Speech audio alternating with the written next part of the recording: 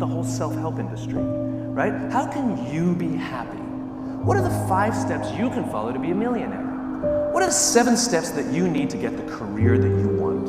You know, me, me, me, me, me, me, me, me, me. What about helping the guy next to you? What are the 5 steps that you can do to help the person next to you lose some weight? What are the 7 steps that you can follow to help the person next to you find the job that they want? Do you know how we get fulfillment? You can be happy because you did things at work. You can be proud because you did things at work. You can be excited because you had a big success at work. But you know how you feel fulfilled at work? When you do something for someone else. It's the only way we get that feeling. It's the only way we get that feeling. Do you know why the statistics say that over 90% of people don't feel fulfilled by the work they do? It's not because of the job, it's not because of the pay, it's not because of the benefits. It's because we don't help each other anymore. We sit in our cubes and we work. And anything that we turn to anybody is because we need something, we need to get something. And yet we don't put ourselves out there simply for no other reason than to help somebody else. Do you know what generosity is? Generosity is doing something for someone else expecting nothing in return. My lack of interest in complaining is so high, and when I watch what people complain about, it breaks my heart because they completely lack perspective. And I genuinely believe my happiness and optimism comes from my perspective.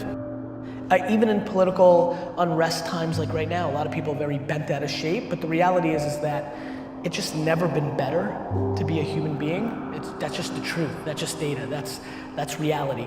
To me, life is broken down into complaining and not. So if you're not complaining, well then I have no advice for you. There's so many people that are talking about how big of an entrepreneur they're gonna be and how much they're gonna achieve, and they don't work on weekends. And I think the way people look at the world right now, because it's such an incredible time, is actually the quickest tell to who they are. If you think it sucks or it's bad, you have losing, pessimistic DNA. And if you think it's awesome and phenomenal, you have optimistic, winning DNA. And I believe that to be true. And so that's where we're at. You know, it's like I couldn't imagine not getting up at 3 o'clock in the morning. And so it's easy when you have a why, a purpose. I'm doing it for this, I'm doing it for that. It's easy to get up and get going. But for me, it's like you got to find that why. You've got a guy whose wife, they've been married 50 years and, you know, and she died, and this guy dies 2 weeks later. How did you get through? Like, he got through cancer. You know, he made it through cancer, but his wife dies and he dies a week or 2 later. Why did he get through cancer? Because he was doing it for her. But once she died, that was his whole reason for living, his whole reason for existing. And when that why died, he was like, it's over for me.